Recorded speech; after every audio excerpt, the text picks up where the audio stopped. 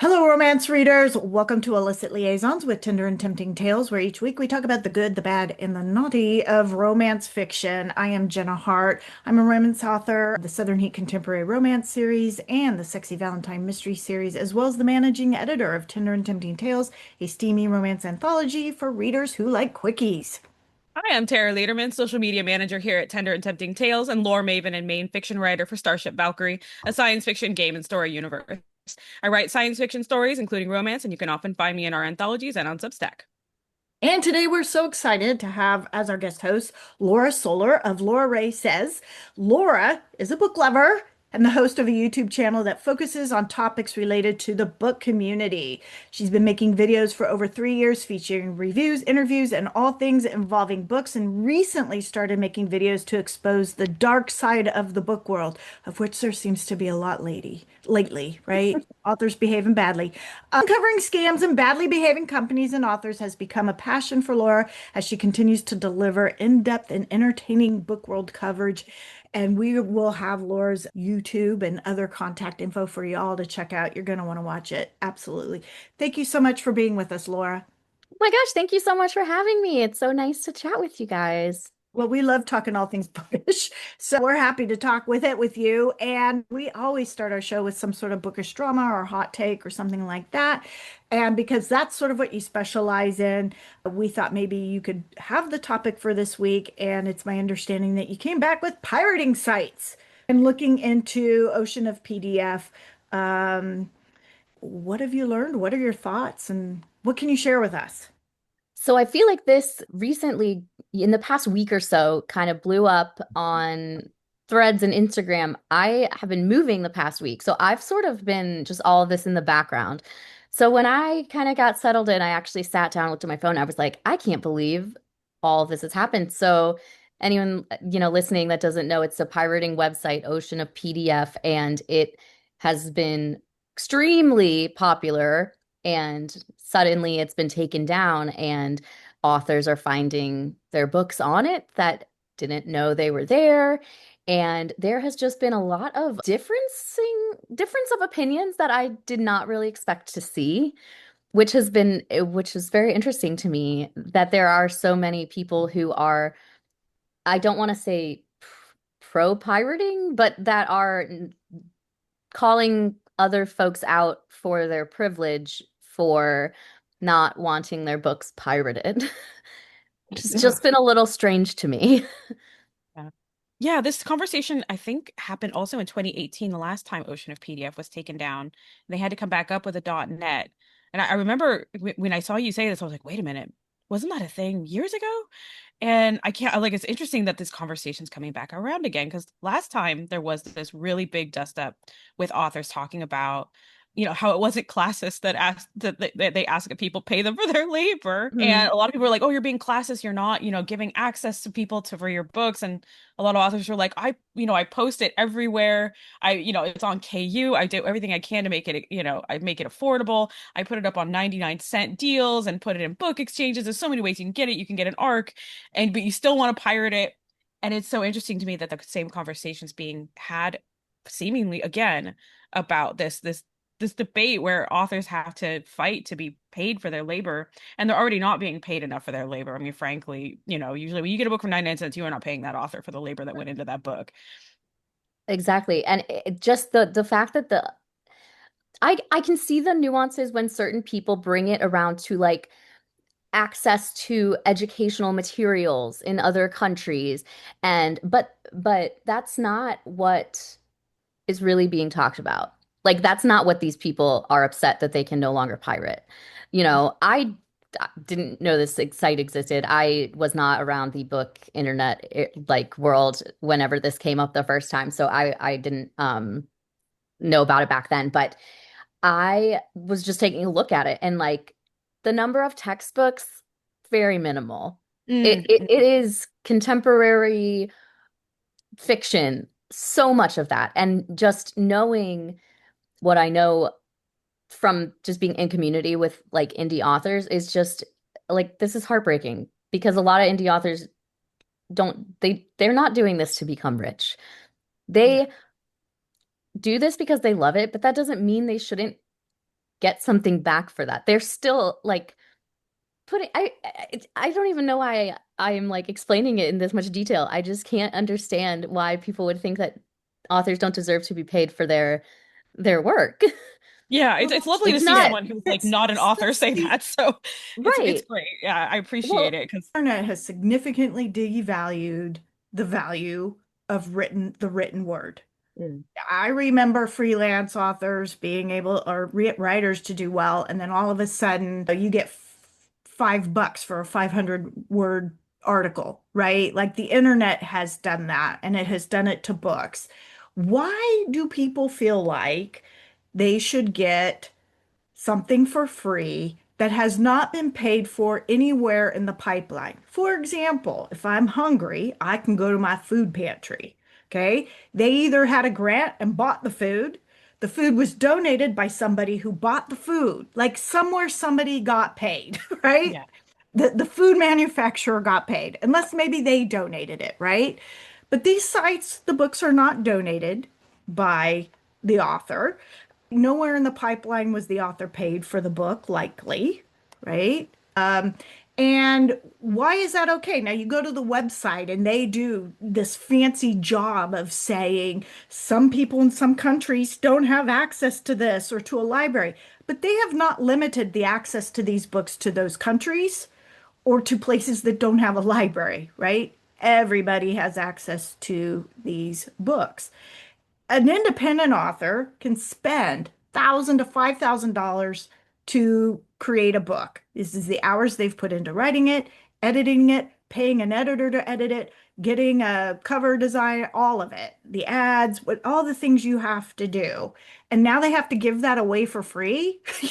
That makes no sense to me. And I don't know, the internet's going to come after me now. Laura, please, you're going to have No, to they're not gonna protect come me. after you. But the thing is, why I mean, where else do we hear? It seems to be only books, and I want people to read. I understand how important it is, but yeah, when you think of what goes into it, it's very, very difficult for me to think, why should they not get paid for doing what they did? Even the library pays for books, right? Mhm.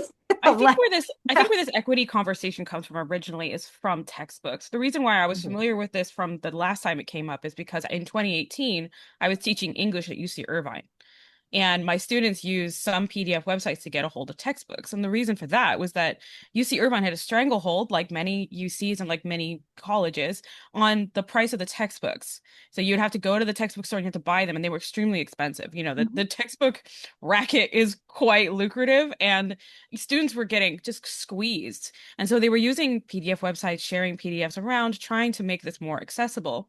And I understood their arguments about equity at the time for textbooks and even books that were fiction that you might read in the English department that they would find via PDF, especially when we were asking them to get specific editions like the Oxford or like the Penguin annotated one, which were still expensive versions, you know.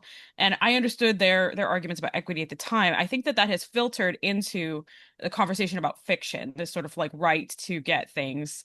And I think it's filtered away from it's too expensive over here to people need things to read. It's a human right. People need to be entertained.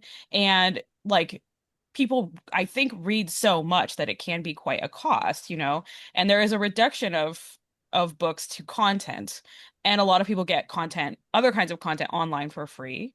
And I think that people are thinking in terms of books as content, and there should be a way for them to get it for free. And I think that as you said, Jenna, that's an effect of the internet of reducing books to a form of content that is consumed, and that should be paid Yeah, for they in other can get it ways. free. You can get onto the library for free. Even Hmm. if you don't live near a library, you can Absolutely. access a library through the internet Hmm. and get a book, and that book has been paid for. Yeah. Right? I think if Like, you were already using Ocean of PDF for your textbooks, it's easy to be sort of like, oh, there's yeah. a romance novel here and grab it, you know? And Do you that remember? becomes easy. It's Yeah. just a dumpster fire. Like, who does that? But you know what the reality is in terms of dealing with pirating fight websites? It's very difficult. It's like whack-a-mole. You pull your book Yeah. down Mhm. from one, it pops up on another. I've sort of given up. like I said, this site has 4 of my books. 2 of them are traditionally published. That's heartbreaking. I'll probably reach out to my publisher. What's funny is it's a 3-book series and only 2 of the books are on there, or I have a Hmm. 7-book Well, series and like joke's on one of them then. At and least they one of the can't read the books. whole series. Yeah, but I understand it can be, if you're an avid reader, I understand it can be expensive to get books. I got shelves of them, right? But the idea that you should be able to get it free just because, and then nobody demands that of others. I want art in my wall. I should be able to go to the museum and you give me that piece of art. Oh, people steal Like, art all I the mean, time. People steal art all the time. Like it's disgusting how much people steal art. Put it yeah, on mugs, sell the mugs. yeah, Like it's disgusting. I mean, yeah. ask anyone Gas, who's stealing art. gas is too expensive. I should be able to steal it. That's that's just what makes no sense to me. And I Yeah, feel like reading some people's posts is just, I feel like a crazy person because I think that it is wrong to steal from authors. And like, I just can't wrap my head around thinking that I have a right to something just because I want it. And again, I have to separate this from the accessibility of textbooks and such in other countries and even here Yeah. because I don't have a solution for that. Like there's well, just Yeah. I don't know do how. they think authors make a lot? Like, do they I think think everybody is yes. Grisham and Nora Roberts? Because the They do majority of think that, yeah. authors have a job Exactly. and writing is their hobby. Very few authors make a living from their And writing. Yeah, when you're an indie author, you're putting forth so much money before even yeah, getting your book available for sale. You're yeah. the one that's paying for the Everything. cover, the editing, everything. So you're already like in the hole. And even Yeah, if your goal is just to break even, you're not going to get there when people are reading your book for free that you did yeah, not give them permission to do that. You yeah, know? And I yeah. hate this whole thing about I've been seeing, oh, well, if someone pirates your book, they weren't going to buy it anyways. Okay, well then they still don't get to read it though. Yeah, Like that's Yeah. the point. the rationalizations are just wild. They should Yeah. say that when they go to review it on Goodreads. I stole this book. I loved it. Stole it and I love it. 5 stars. I mean, I'm like, like, pyramid of needs stuff. If you steal a loaf of bread because you're starving, I'm not going to Yes. judge you. That's different no, from like, I mean, when people talk to me about accessibility and equity and stuff, I was like, when with food and shelter, I am much more sympathetic to that. I mean, I'm a progressive on these things. I do think that we should feed and clothe and house people, and that we shouldn't be sort of like, well, you didn't pay for that loaf of bread, you should be punished, and you right. should not get Yeah, food when you need food. I Like, no, agree like with that. feed the Yeah. hungry, absolutely. Yeah. But books are higher up in that the tier of needs. And as a society, we do provide libraries for people to check out books from for free that you can you can borrow books and have them for free. Like that is provided for you. That's part of our social fabric. I don't Hmm. understand why people are like, okay, I need to steal this book, that's the only way I can get books. Yeah. That's Find a it's tiny wild to me. library in your neighborhood. That's Yeah. people shove books in there all the time. Yeah. Yeah. But it's sort of the mindset around it, I think, Yes. that is most concerning. Books are going to be stolen, but the mindset of, well, they're only 3.99. What's the big deal or whatever, right? Like, Hmm. yeah, I don't get that. I don't Well, get this is Yeah. why I do And I tell just people, don't price your books too low. People start to think that they're not worth oh, anything. I feel like I'm just talking in circles because it's just the same stuff over. I just can't understand thinking that just because you want this thing that means you're entitled. There's lots of stuff I want, but I can't afford, so I don't get to have it. It's Yeah. not different. Yeah. And I can understand that being able to afford all the books you want is yes, a privilege, but that doesn't mean you get to say, well, too bad, so sad. I'm still going to have this. Food Thousand or anything. copies of your Truly. book has been pirated, that's 2 grand at least, Yeah. right? That they've taken from an author that could have used that money to put out a new book or to pay their rent. Yeah. I just want Hmm. to like underscore something to listeners right now, that Jenna is a as an author, trad published and published author, and casually when she heard about this, goes on the site and finds 4 of her books, four Yeah. of them, and Yeah. like, and it's just sort of like, yeah, that happens, but like seriously, like think about that, 4 of her books. Do you know how Yeah. long it takes to write a book? Like it Yeah. is truly heartbreaking. You're hearing this from authors right now, people. This is nuts. Like you do not have a right to steal from us. Please do not. Well, it brings into Amazon just changed the DRM thing where now we Mhm. have the option where we can allow people to download so they can read across multiple outside of the Kindle app. And you're like, okay, that might be nice, but this is why you don't. Mhm. Because if they download your book in PDF, all of a sudden they're selling it somewhere else or giving it away free somewhere else. Yeah. Putting it up on Ocean of PDF. Yeah. Yep. Anywho. Hmm. All right. We should move on to the next topic. I need a drink. Go ahead, Jenna. So recently, Susanna Friesen talked about this guy. Well, it was this woman who shared a story about her and her husband and just thought it would be a great story idea. And this guy saw that video and thought, yeah. And so he fed that idea into chat and wrote a book and gave it to her that she could sell and did not at all. I don't know if you saw this. Yeah, Briefly. and this happens so It's so often when crazy. people are getting called out is they miss the point. And he clearly missed the point about the joy of writing. You know, you could do it so fast. You can write a book in 15 minutes. Well, yeah, but that's not, an author who writes likes to tell their story, right? He just totally didn't get that. And I mean, that was crazy. I don't know. What did you guys think? That's just, it feels so violating. I feel like talking to someone about something that is yours. Because if is it something that she had like it was her story with her husband or something, right? Yes, it was Almost. It was very personal. intimate. It was like a personal thing about like it was I think it was a time travel thing where like he would go back in the past and like convince her to like love him all over again. It was very Yeah. personal to the two of them. So it had Yeah. this extra layer of really being about the couple in question. Yeah. Yeah, I mean, that just feels like it would be so violating, especially there's two kind of parts to this too. So even if he had an AI not involved at all, this is just this person doing that, really kind of weird.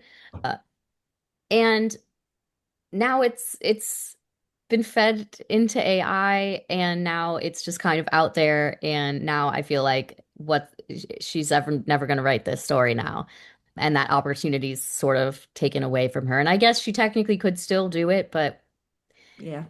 it's tainted almost.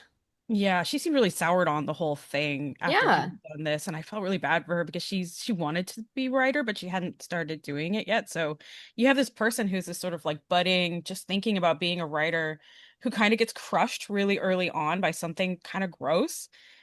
It's just heartbreaking to watch. You know, it's like seeing one of my students get crushed really early on by hating an English class or something like that, and just like never flourishing as a writer.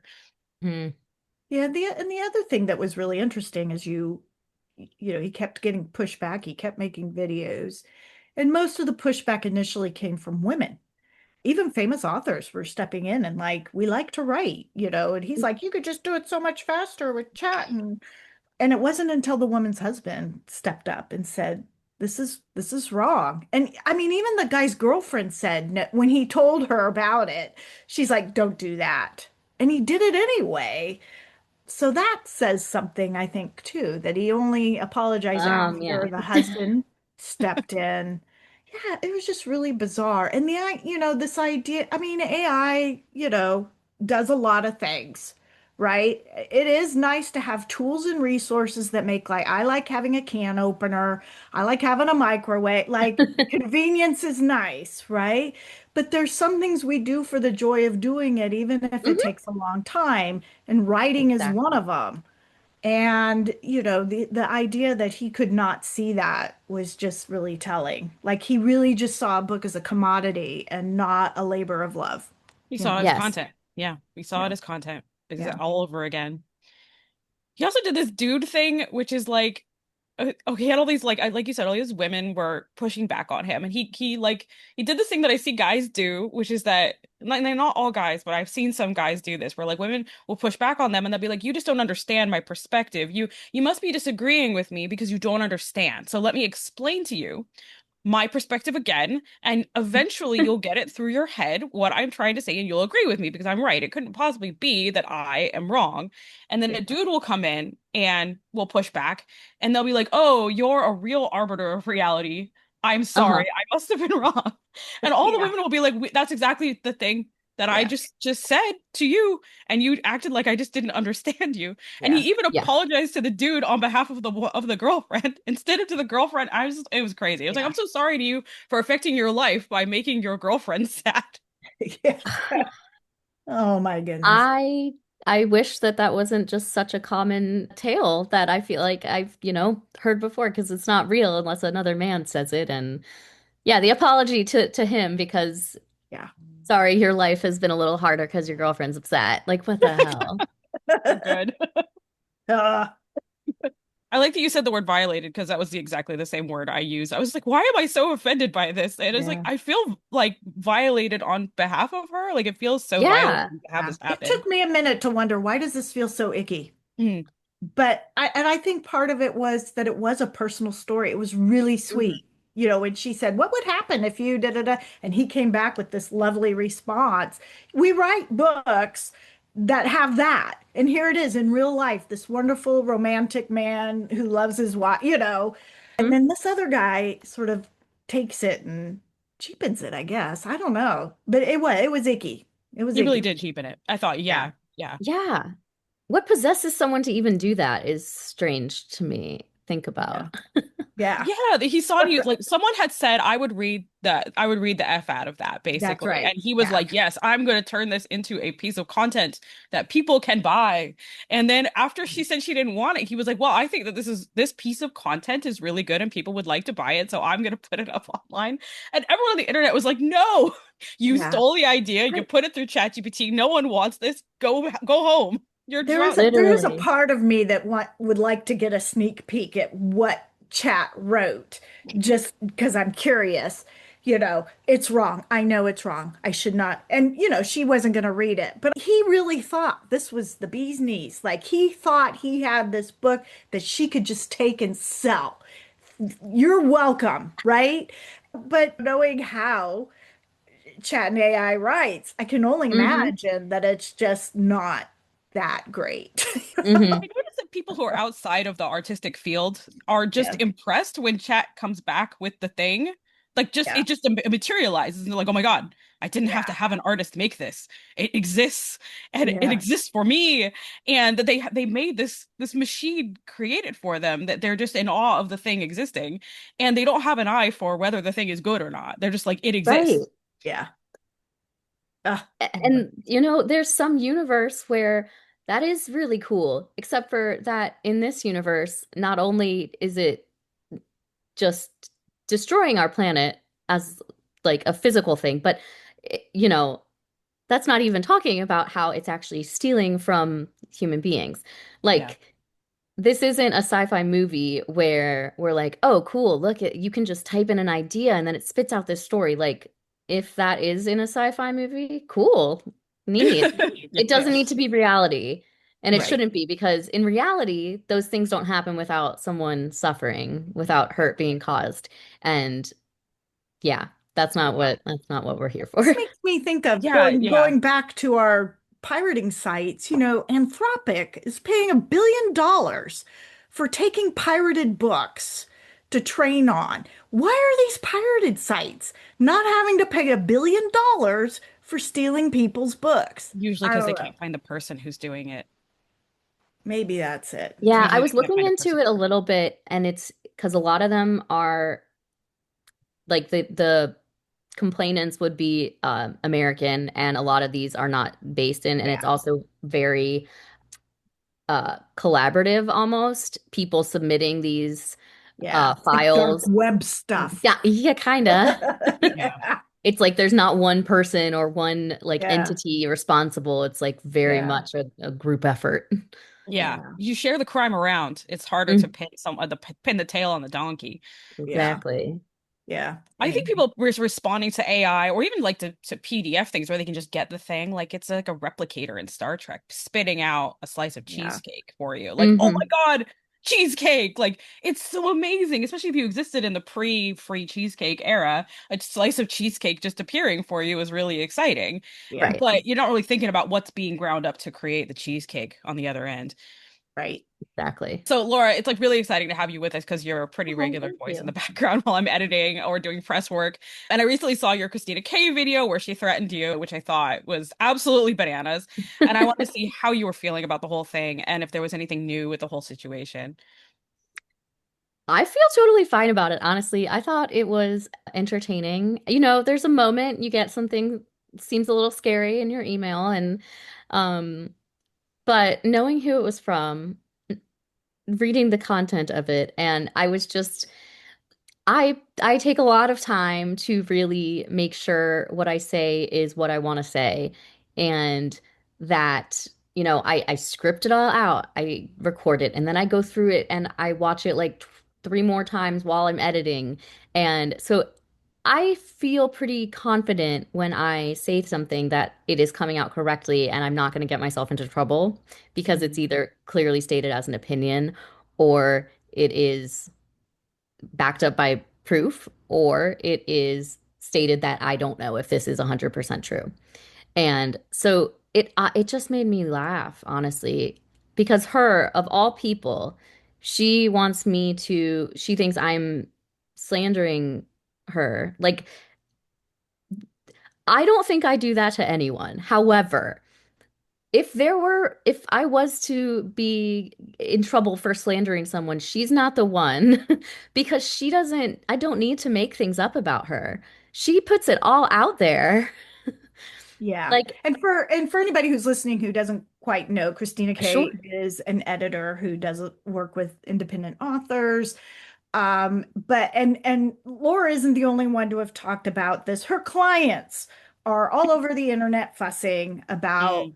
poor quality. She's very sweet and nice up front. And we can hear somebody once recorded, I think you played this on one of yours, had recorded a call where she's all sweet and nice. But the minute they're like, not sure, I can't pay now, there's sort of this turn in attitude. She gets kind of mean Yeah. So mean. based on what the receipts are on the internet show us from people who have worked with her. See, now here, I'm going to be careful. And Laura has a series of videos that, go through. And again, she shows receipts. People contact Laura even about, oh, yeah, I had that too. So, she's not just pulling something out there, but then she did receive a cease and desist from Christina. We'll Yeah. have a link to it. You can go to the Yeah. website. We'll have the whole series linked. And She's one of those predatory editors who really piss me off on the internet. yeah. Like Jenna and I are editors. Like the way that Christina K treats indie authors really, really pisses me off. Um, like it's just not okay. I mean, we've actually had predatory editors come into our writing group at the library, and the fact that we had reserved the room, they used us as like a captive audience to Mm. basically like tell people like, well, you're not serious about your writing unless you get an editor, unless you spend $600 on your like these are baby writers. These are people with nothing published. Like they're just basically writing for Noveling November and you're in here predating upon them. I hate that attitude. And it drives me really They're crazy probably to see not someone going on to the make internet doing it. $600 back on their book, Oh, right? absolutely I mean, not. most No. authors are lucky if they make 100. Yeah. It's very like, oh, you're not serious about your work unless you take me as an editor. It's just it's another one of those things that make me scratch my head because it's one thing to be having the small business, doing all this. It's the attitude and the way she seems to turn on people that makes absolutely no sense to me or not follow through. I think some of the complaints were that they didn't get their final, she's Yeah. pushing for final payment and then not delivering. Mhm. And that always scratched my head around that. And I've heard having been in the freelance world for a long time, I've heard stories about people not following through and delivering. And I'm like, why would you do that? The other side is, there are people who don't pay. So, I mean, I've had that where Sure. I've always worked really hard to deliver what I have to deliver on time at the best of my ability. And it just makes no sense to me. And the way how hard she goes at it on TikTok or whatever, all her special deals because she's Yeah. about to be evicted or whatever. And it's just one extreme to the other. She's either the most successful book editor in the world, and she has won so many awards for her own books, but she stepped back from writing because she wants to help you make your book a success. Meanwhile, she also has like 3 likes on her video and no comments, and she is going to get evicted, but she only has one spot for it. Just make up your mind what angle you want to take here.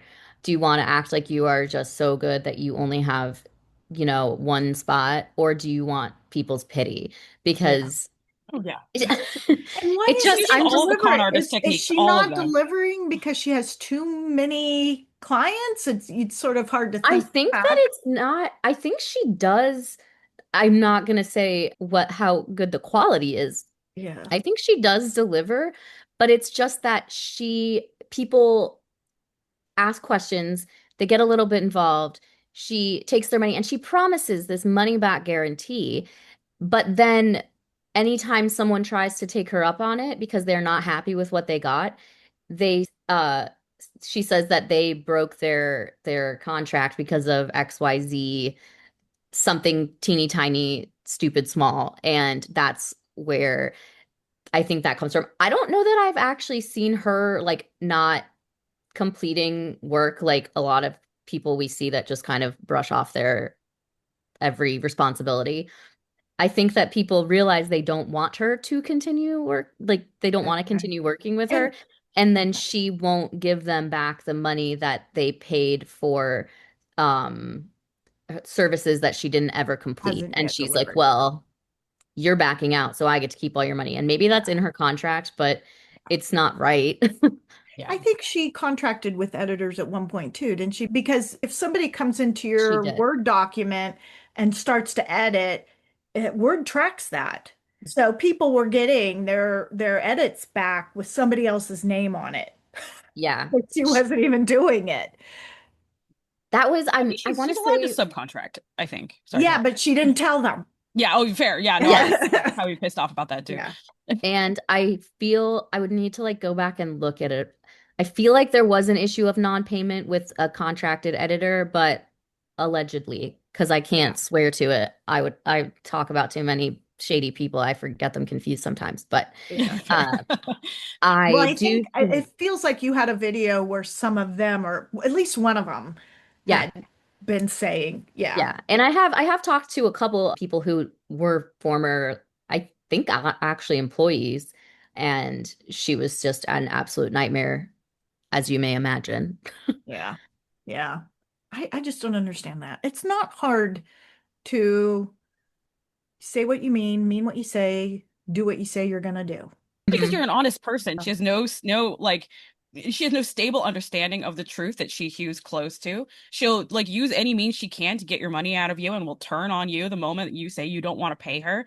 You know, those are all the red Mhm. flags. We're pretty familiar with all the things that you've done, and you'll be doing some follow-up videos on some of the projects you've covered in the past. I'm just curious kind of what things you might be following or following up on now. Well, I always keep an eye on our girl Christina because she is always up to something. And every time I think I'm done, there she is again. Someone sends me something new about her Yeah. because it seems that a lot of people that watch my videos are just as fascinated by her entire persona as I am, and also keep an eye on her. Um, Always keeping an eye on Britt Andrews, seeing if she's ever Yeah. going to fulfill her Kickstarters. So And that the other one, you said you were going to do it. You should do it. Like she, $95,000. $95,000. $95,000. I'll write a book for you in a week. You She know. will. She will. Jenna can. She will. I believe it. I believe it. I mean, it's unreal, and just the lack of caring about how much money she's taken from people is Yeah. blows my mind. And the number of authors that are like, I can't even imagine having enough, support and readership that they gave me almost $100,000 of their money to give them a book, and you can't even do that. It's Yeah. crazy. Yeah. So Yeah. those In two 2 years. Her mental health always stuff on thinking of. that is really wild. I mean, I'm torn between feeling terrible for her and being so frustrated.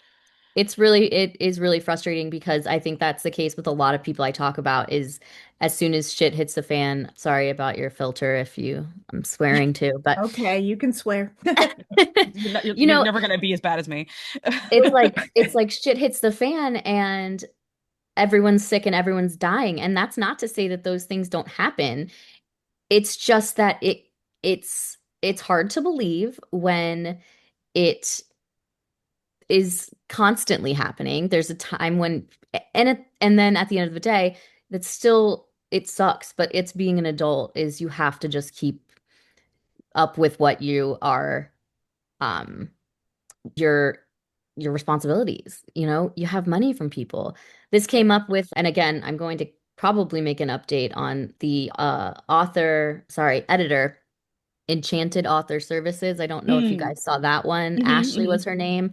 And I actually had someone who's watched a lot of my videos and been a big supporter left me a comment that was really angry with my take on her um mental health struggles, on me saying that she needed to like where her family and friends, why are people not getting involved?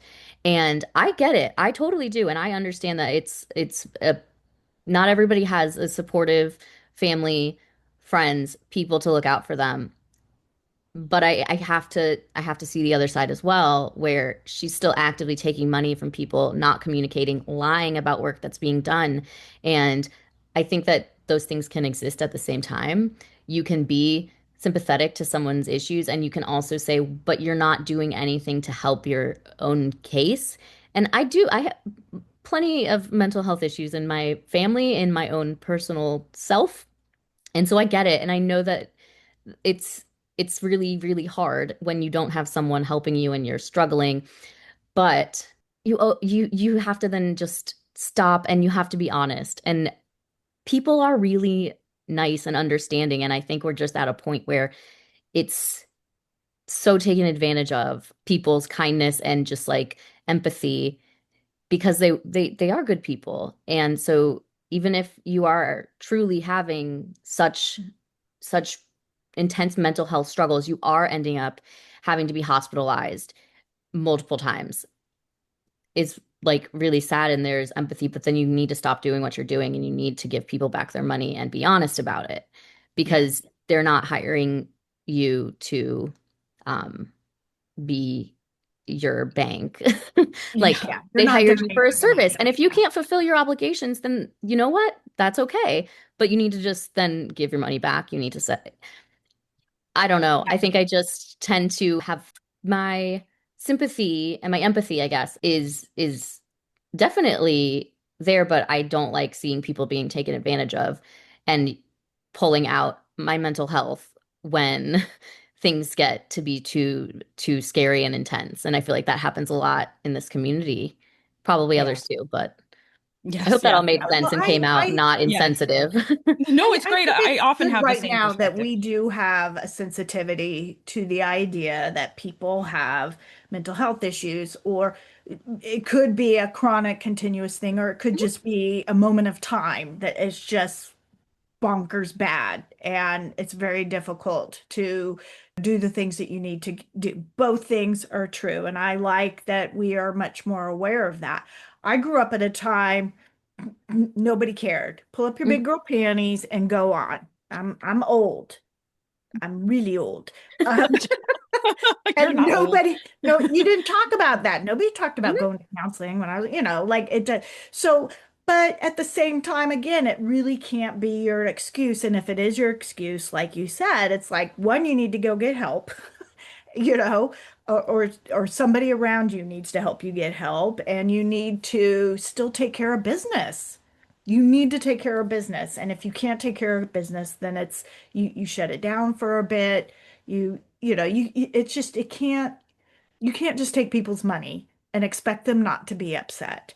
And Yeah. there's only so long you can drag it out. So the Britt Andrews thing, it was always something, and at some point, it's like, come on, you know.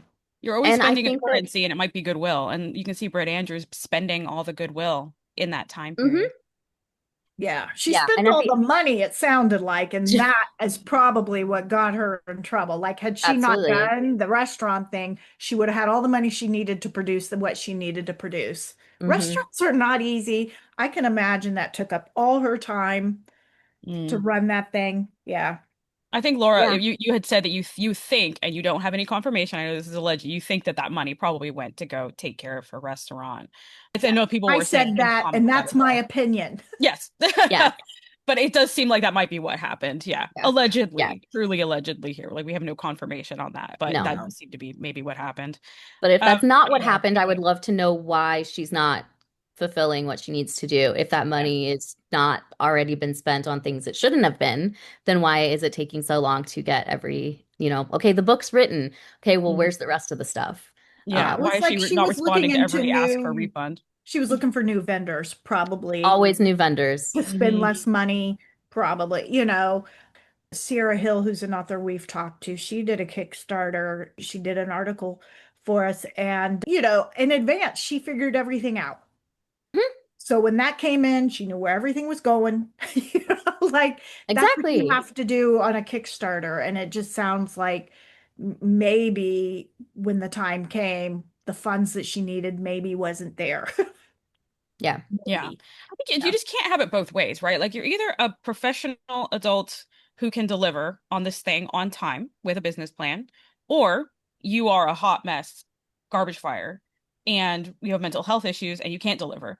But I don't think that you should be going on to Kickstarter and saying I can deliver this, I am this thing, but actually I'm a hot mess garbage fire and you should feel bad for me and give me all of your money and never expect a refund. It's one or the other. And I Right. mean, I'm really sorry that you had someone push back on you and the idea that someone's friends and family should be like stepping in. Because I often ask the same thing. I'm like, where is this person's people? You know? And I say this because like I got really sad for an author years ago who's one of my favorite authors who had a traumatic brain injury. And after it, she was going on to Goodreads and fighting with people about their reviews. And you could tell that she was spiraling out of control from this traumatic brain injury and that something bad had happened to her. And the whole time I Hmm. was looking at that, I was like, where is this person's people? Like, why is no one in this person's life seeing that this is happening and stepping in and taking the phone away or taking the computer away and stopping them? And I wasn't like really mad at the author because I knew something had happened to her brain, but I was angry at the situation that no one was Hmm. helping her. If I spiraled out of control and had a TBI or some kind of manic break and went on to Goodreads and started arguing with people, I would hope to God that my husband or my sister would stop me. Like someone in Right. my life would see it and stop me. And I hope that that is present for a lot of these people who have these issues. And I'm sad for them when they don't have that Me in their too. lives. And I Yeah. do think in that particular case, again, I mean, it like definitely made me take a step back and think because it was someone that, I see comments. Sometimes if someone leaves me something kind of critical, I'll look at their history of comments and see, are they just constantly criticizing me? Okay, I don't need to like give this too much thought. But I recognized the username and I looked and like I had gotten lots of supportive comments, like had watched lots of videos. And so it definitely gave me a moment of just like, okay, no, let's look at this again. She had in the video, the woman Ashley, she had mentioned family members. So it wasn't out of nowhere. I understand the point that this person was trying to make by saying like not everyone does have a lot of family, but in this case it was not relevant. Yeah. At the same time though, I can the two things can be true. I can feel sad that she's had mental health issues and maybe not a lot of support. Yeah, but she's still taken people's money and not delivered, and then also lied about it because she Mm. was the one, if you recall, that people were getting their notes back, and you can see, like you said, when edits were made, and it was like the day before, even though she said 3 weeks ago she was almost done. And Mm. so, yeah, I mean, it's Oh, Hard to hide the receipts. yeah, yeah, everything's Yeah. documented these days. And we were just talking about this issue, but you've noted that you were working on a script about the internet's age-old problem of authors getting involved in reviews about their books. And as you know, Jenna and I are both authors and anthology hmm. editors, so of course we get why authors might want to defend their babies, but like, dear Lord. And I was wondering what's caught your eye for this one, if you would give us a teaser for the next video and some of your thoughts.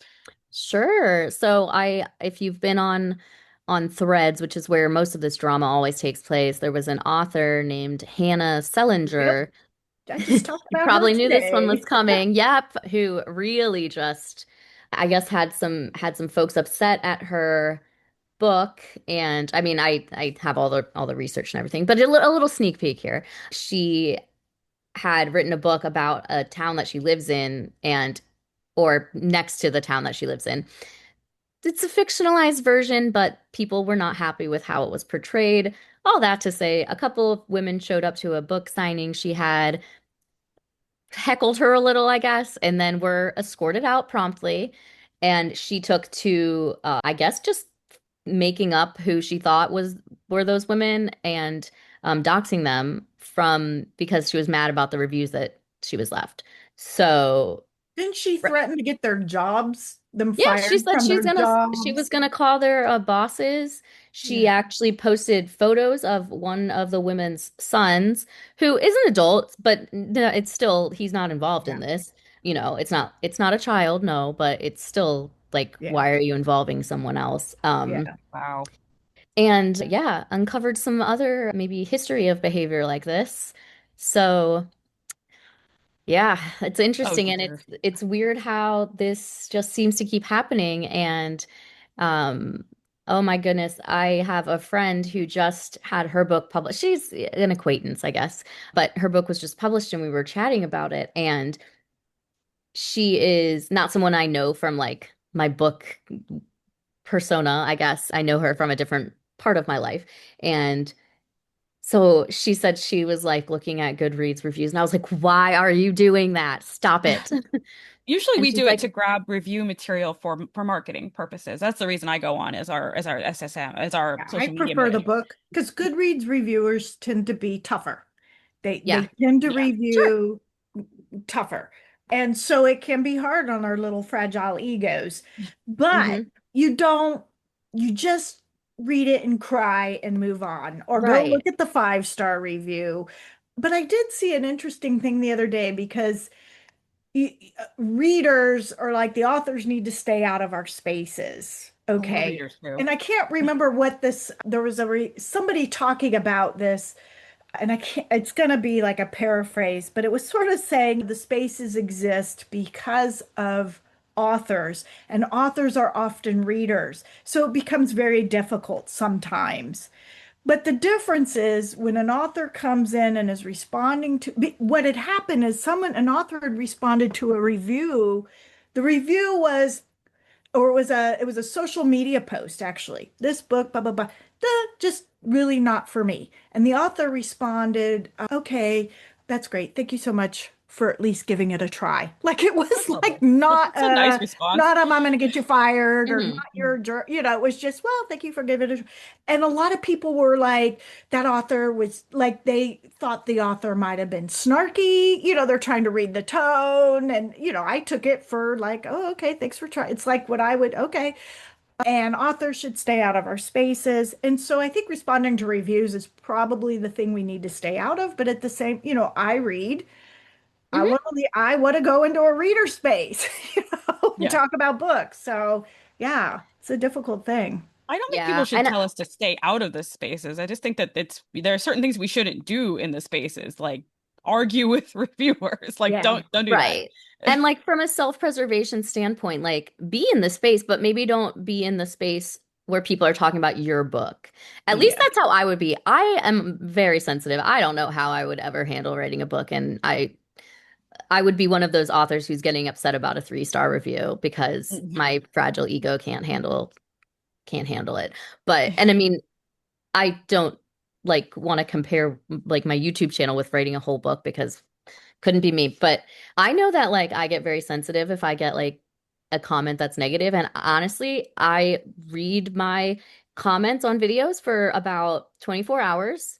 I'll read the stuff that comes in and then maybe a little more, I guess. And then I take a step back and I'm like, the people that subscribe and like regularly watch my videos that like me have seen it and left Yeah. comments. So now Yeah. it's going out to the general population, and maybe I don't care what these people have to say to me. And it's not that I'm not open to criticism or conversation, but generally, that's when I get my feelings hurt. So Yeah. the Well, video's have up, to have it's out boundaries there. for is that yourself. comments are engagement, right? So in some Hmm. ways you can respond to comments. That's perfectly normal. Whereas Hmm. for an author, we can't, Right. right? We just Right. have to I've been doing this long enough that I'll read bad reviews sometimes just because maybe they're right. Like Hmm. maybe that did suck, or maybe I missed something, or I had someone wanted to give me a 1 star because the book was written in third person. Well, How dare okay. you? So I save that, and if I go to events, and sometimes they're like, the mean tweet segment on Jimmy Yeah. Fallon, he'll have a mean review. That's the one I save for Yeah. that. Like it's just sort of funny. Okay, whatever. I would never respond, and I want to respond to the good ones too. Like, oh, thank you so much, you made my day. Yeah. I only do that if they've emailed me Sure. directly or they've DM'd me or something like that. Like if it's on a review, I just don't even. I don't Hmm. even push the like or whatever. Yeah. Hmm. There are things you can learn from reviews. Like I respect authors if they go in and they see that there's useful feedback, especially on Goodreads, which people are tougher, but they're also more detailed. And I mean, yes, it's a reader space, but I mean, sometimes writer people are reviewing with the idea that authors are around and authors can learn something from that. And I can respect it if you can learn something from that moment. If an author has boundaries and doesn't want to go look at that and get and they're really sensitive about it, that's also perfectly acceptable. I mean, I act as our social media manager, so I have to go on to Sure. Goodreads and like look at what's being said about the book so I can grab review. But mean, I'm also one of the authors in the anthology, so sometimes I do see people reviewing my stories. Like you can learn from it, but don't respond. Yeah. Yeah. That's the difference too. And I think like you have to be, a little self-aware and know, am I capable of reading something that might potentially hurt my feelings and not feel like I have to jump in and defend myself? Because that's where you get into trouble. And even if you think you're so in the right responding to a review as an author that was not tagged in any way, not summoned, um, the internet's going to come for you. Like Yeah. it's not going to go Yeah. well. People have Yeah. strong opinions, and that seems like a place where it's been pretty clear how the vast majority of readers on the internet feel that, they're writing their books, um, or I'm sorry, they're writing their reviews, assuming that this is for the other readers, Yeah. potential readers. Yeah. I'm writing my review, Respect not that. even thinking that the author might see it, Yeah, I as it should respect be. all that, but it's starting to get hard for authors these days, isn't Sure. it? I mean, they're stealing our books. I don't They're know how you guys they're do it. writing bad Reading reviews, our books. and there's nothing we can do about it. No, I'm not readers out there. I am not saying that. I love readers. I love I'm readers. a, And I'm a very I like critical being reader in reader myself, you know. spaces. I like talking about books. I am a reader. I try to be a reader. But yeah, it can be, if as an author, it can be difficult if Hmm. you cannot hold the boundary of not responding. That's the hard part, the need to defend yourself. I Right. mean, I've had edits come back where I have to sit on it and sit on it and, okay, what are they trying to tell me? In Yeah. the end, it's my book. I'm going to do what I want to do. And that's it. I don't have to respond to it unless they Yeah. ask me again, at which point, but yeah, it's something you have to learn. And I'm old. I've already told you that. I've had a lot of years to learn, like, you know, oh well. You got to put your pants on and have confidence in what you wrote. But a lot of us are our own social media managers. I mean, the cool thing about indie authors is that you have access to us. We are there in those spaces. Instagram, you can find us on YouTube. You can listen to podcasts with us talking, like you can come ask us questions. But the Aw. consequence of having access to us is that we're in the spaces as well. And a lot of Hmm. indie authors it gets really casual and like the boundaries break down professionally between authors and readers. And then I think that's where it can turn into a dumpster fire on places like Hmm. Goodreads, where like authors will just come in and be sort of like, wow, you read this wrong.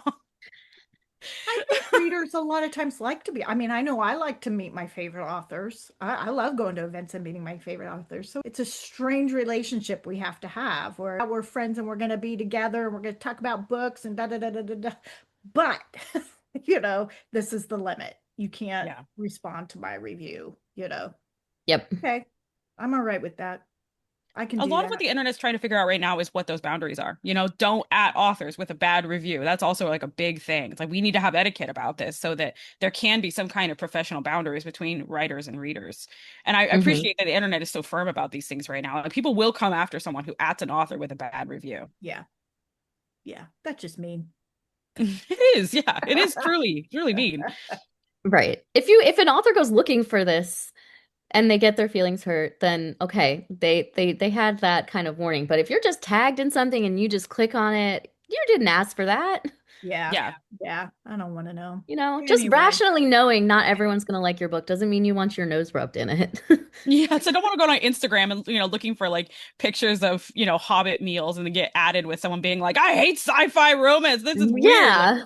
Yeah. that was not something I wanted in my day. Thank you. Yes, Yeah. exactly. Yeah. So, anyway, well, we always, as you can see, like to talk to our guests as part of the show and all the topics. And we're just curious if you have a question of us or what we do or anything or not. Do either of you have anything exciting in the works, books coming out that you've Jenna. authored? You have something We very have exciting. on Monday, we have Fantastical Foes, which is our Enemies to Lovers Romantasy easing coming out. And we're opening for submissions in August for a sapphic sci-fi. And in September, we have a fall release coming out. That's Tender and Tempting Tales. That's us. Me, I have a book coming out under a different name on July 20th. Um, and I'm supposed to be writing probably right now, but I'm not. I'm Right at here. this very moment. What are you doing? Why are you not writing? I have to write a lot, and yeah, it hasn't been happening. But yeah, I always kind of got something going on. What about you, Tara? Just finished a collection of Starship Valkyrie short stories that I'm putting out, and I'm going to be at LFG Con with that collection. And it's called Contact Unknown. That was on my week off. I was working on that, doing edits on the stories that were going into it. It's got a novelette, it's got a novella in it. It's got a really fun introduction that I wrote, and it even has a glossary of Starship Valkyrie terms to help people get interested in the world. And I'm really excited to take it to LFG Con. They're a new gaming convention here in Southern California, and they always advertise at Strategicon, where I'm on the board. So I saw them there, and I have a friend who comes and plays at Starship Valkyrie. And she's like, "Can you guys come and play and run Starship Valkyrie at LFG Con?" And I was like, "Sure." And then I was talking to them, and they invited me to come do an author signing. So I'm really excited to actually do a real author signing at a gaming convention and sell Starship Valkyrie to and smut to a bunch of gamers. You'd be surprised how many Amazing. neckbeard gamers really want smut. It's kind of great. Who knew that crossover was there? Yeah. I didn't You know, know it. it's They call me funny. the smut goblin at StratCon. I walk around with like my trench coat and I'm like, you want to buy some smut? Oh my gosh. I would tell you to trademark that, but I did see it on some merch the other day. Smut goblin? Sorry. So you That's okay. I can't. don't need to trademark it. As long as someone doesn't come in and be like, I'm trademarking smut goblin. I'm like, but I'm smut goblin. You can't take That's that from you. me. You know, the one time, a lot of times when I feel like, oh, I want to leave a comment on one of your videos, Laura, it's usually you've said something to the effect of, well, I'm not an author and I don't know how these things work, but this is my sense. And I'm like, well, I'll tell you how it Well, I'm an Please author. do. works. I'm You worried know, that the bookish people will you're be on like, track authors, get with out of our that, or space. yeah, you're on track with that, or it's even worse than you think, or yeah. Honestly, I've had some people email me and be like, "Hey, if you ever like need to have reassurance on something like that an author would know that you don't necessarily know firsthand, let me know." And honestly, part of why I make disclaimers like that is because I know someone is going to be like, "Well, you're not an author, so you don't understand Yeah, Yeah, fair. XYZ," even if it's something that could be variable between different people and different like situations. It's like, yeah. you know what? I'm just Well, gonna say this is not my and you know what? A personal lot of experience, authors but don't know either. When I yeah. look at the muck that a lot of, especially debut authors, step into, I'm like, how did you not know not to do that? They just don't sometimes. Jenna's been around the publishing world for a while, and I'm not going to say how many years because she's going to start I'm talking about how old. old she is. We've turned don't know. Yeah. You could probably ask Jenna for a quote for like, is this a real thing in publishing? And Jenna will probably know because she's been an agent and a publisher now and Huh. an author and a ghostwriter. So she's Yeah. done basically all the jobs. All Yeah. right, you're I've my been, go-to now. yeah, I've been traditionally published. I indie publish. Yeah. So I sort of have a sense of it all. Yeah, you do. And it is shocking to me sometimes when people step in it. And I'm just like, the internet has everything you need to know about what not to do. And Hmm. how did they miss that? I don't even know. Or how did your agent not tell you, please don't do this, please don't do that? Someone Hmm. was saying that we need morality clauses now in Mm. contracts because some authors are like really doing some crazy stuff. Yeah. We do have something to that effect, Yeah, we had call to it. have one. There's always there should be Yeah. like a name, like an author name on every rule that we have. But this one, we were like, Yeah. oh, we need a morality clause Right. Yeah. for a Well, it's reason. called code of conduct or Yeah. something. I just Yes. called it the no asshole clause. No asshole clause. Wasn't that Rachel's original? Like she sent it to you and she called it the no asshole clause. No, I called it I the love no that. asshole. And You, she's the one that said, how about code of conduct? Okay. oh, she got HR on you. Yeah, gotcha. Yeah. Go, Rachel. So anyway, crazy. All All right. right, people. So, what is your current book recommendation or your TV show that you're reading or watching for the week? Something bookish is always appreciated for this. Well, this isn't necessarily well, it was like maybe a month ago I read this, but it just like is just living in my head is the book The River is Waiting by Wally Lamb, which I Mm. read yeah, like a month ago and it just like ruined my life, but like the good kind. It's just Hmm. it was had such an effect on me that I did not see coming. It is just such a captivating story and really, really sad. I am not a crier, and I cried for like the entire like last half of the book. Oh, wow. It was I just love so that you like good. books that ruin you. So many Yeah, people I don't avoid know if that, I and I can think do that's that. wonderful. I I don't know if I do. can do that. And I don't even necessarily seek them out. I read a lot of different things, but sometimes you just need one that like just destroys you a little bit. Yeah, I Yeah, I agree. didn't have, when I read House of the Cerulean Sea, it didn't destroy me, but it lived with me for a long time. I've read a lot of books. I remember some of parts of a lot of them. Some of them I've totally forgotten. And there's always that few that sort of just get right in. Yeah, Hmm. yeah. What are you doing, Yep, Tara? that was one of those. I went to Little Tokyo for my birthday, as I tend to do, and they had just reopened Kinokuniya, and they had a larger section of Japanese to English translations of like Japanese novels, which I love to Mhm. grab, Natsuo Kirino.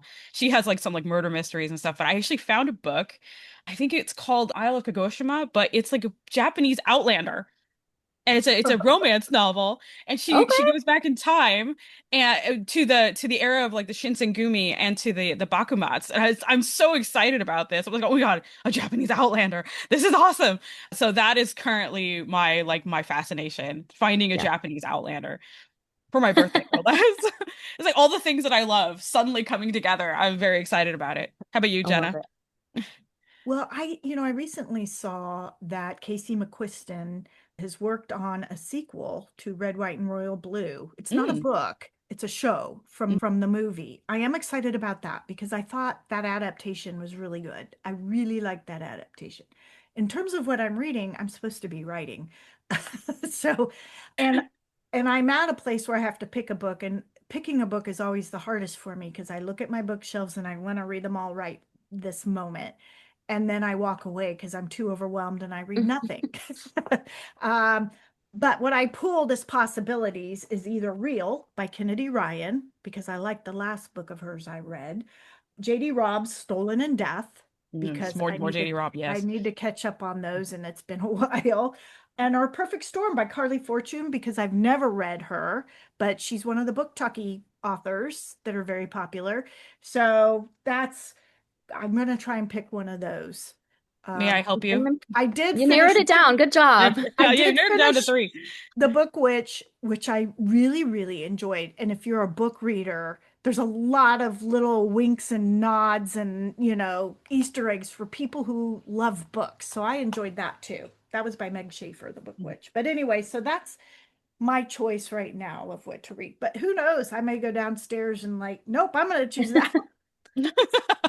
Well, it's summertime. I think you want to read JD Robb and catch up on I her. The do. And this thriller.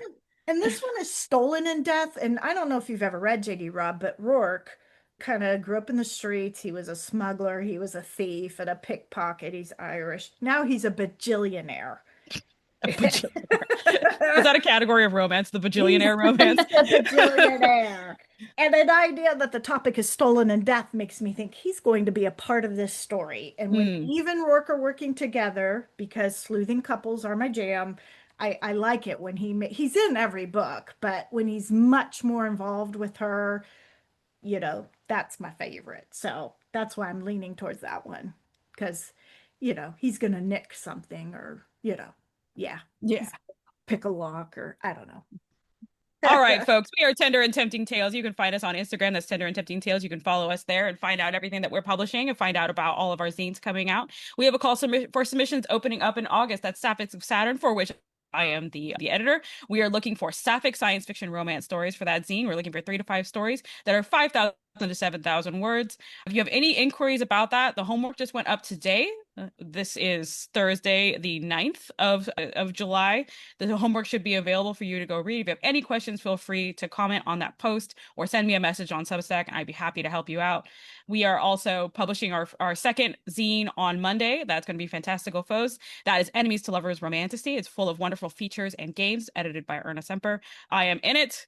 It is a very good zine. I'm very, very proud of it. I hope that people will grab it on KU as soon as they can. We also have our new anthology out, Fireworks and Flirtation. Perfect for summer reading. You can put it right in your beach tote. It has got 10 wonderful summer romances in it that include fireworks and flirtation. And until next time, Jenna. Well, I want to first thank Laura for being here. This was so fun. So Like fun. to Thank come you back guys for every week. having me. Wonderful to have you. Thank you And remind so much. everybody, we will have links to Laura's YouTube. You're going to want to check it out. It's because, if you want to know the bookish side of Oh, the internet, yes. the bookish side of the internet, there's a lot of great stuff there. It's a lot of fun to keep up on the book community. And to everybody who's listening, wherever you're listening, thank you so much. Please like, subscribe, leave us a comment, hot take, whatever. We want to hear it.